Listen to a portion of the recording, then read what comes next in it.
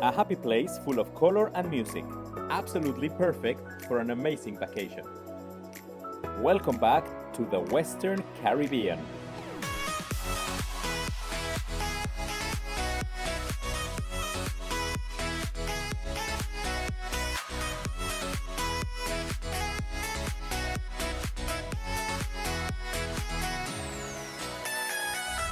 Hello everybody, as you already know, this is the 5th video in our Caribbean series and the second part in our 4 favorite Western Caribbean islands. If you don't know, then it's because you haven't watched the first part, so you can click on the card above.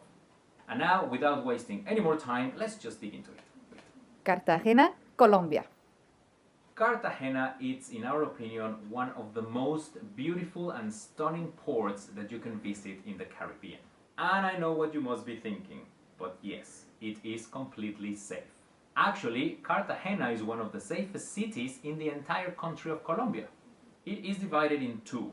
The new city, which is basically a modern city with very tall buildings, and the old city, a gorgeous, colorful stone-walled town with colonial architecture and filled with Colombian culture. You will be absolutely blown away by this fortress. Its gigantic walls can be up to 30 meters thick and 11 kilometers long. Cartagena has beautiful beaches, but we strongly recommend you to spend your day just wandering around the cobblestone streets of the old city. You are talking about beautiful churches and plazas, delicious restaurants and colorful buildings with overhanging balconies. It is literally like stepping back into colonial times. If you want something a little bit more active, we recommend you to take a bike ride around the old town. There are some biking tours that you can find, or you can also rent a bicycle for the day from some places. Down in the description we're going to leave the link to a website where you can find information of some places that rent bicycles, but they also give you some tips of what to do when you have it. Apparently you are allowed to ride your bicycle on top of the city walls. How cool is that? There is a hop-on, hop-off bus that you can take around the old city, but we don't really recommend it unless you really need it. The city is completely walkable, and doing so is one of the charms of Cartagena. There are, of course, some historical places as well to visit in Cartagena. One of them is the San Felipe de Barajas Castle, a fortress located on the hill of San Lázaro, dominating any approach to the city by land or sea. It was built by the Spanish in 1536. Visiting costs around $6 per person and you do not need more than 2 hours there. Another site is the Popa Monastery, located at the top of Mount Popa. That religious complex dates back to 1607 and the building itself is beautiful. But the real reason why you want to visit the monastery is for the incredible views it gives you of the coast. If you visit in February, you might get the chance to see thousands and thousands of devotees making pilgrimage on foot all the way to the top of the mountain. Roatán, Honduras. Roatán Island belongs to the country of Honduras and it has 2 different cruise ports, Cox and Hole and Mahogany Bay.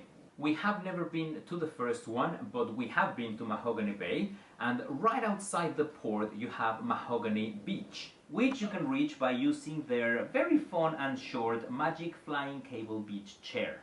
It is not free, it has a price, but if you don't want to use it, you can just walk around to the beach. But there is more to Roatán than just the beach. If you want to experience the true Honduras culture, then you must do it by visiting one of the many towns that are in this island. There are many small towns all over, some smaller than others, some fishing villages and some a bit more touristic. You can reach them all by taxi, and today we're gonna focus on the 3 most popular ones.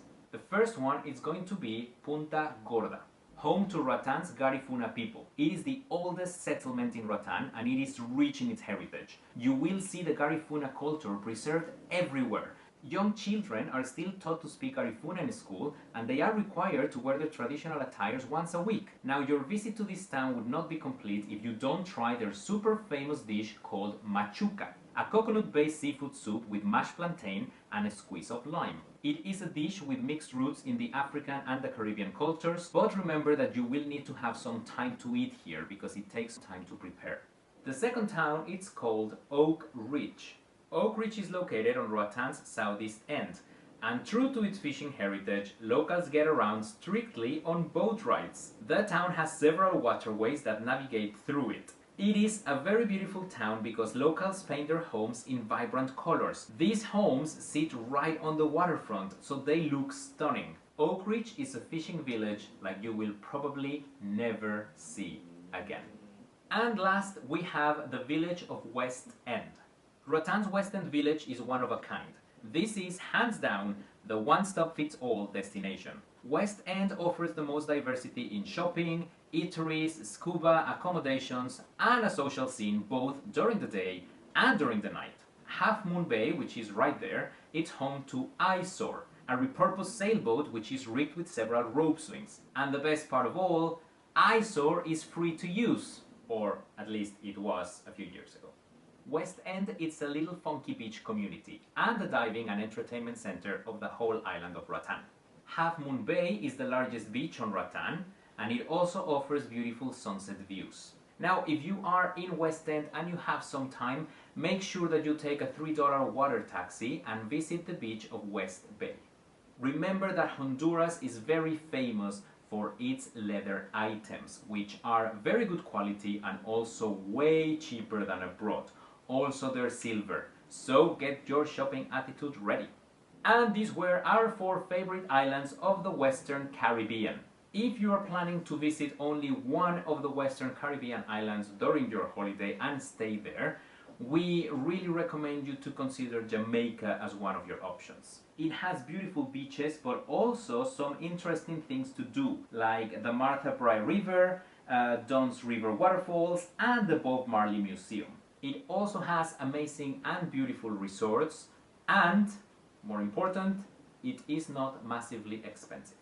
Please let us know if you have any other favorite Western Caribbean islands that we didn't mention in these 2 videos. Don't forget to like our video and also subscribe to our channel so you know when our next video is up. Hopefully things around your area are starting to normalize again. If they are, have fun and enjoy. If they are not, stay safe. And always wear a mask if it's requested by your local authorities. See you in the next one. Have a fantastic week.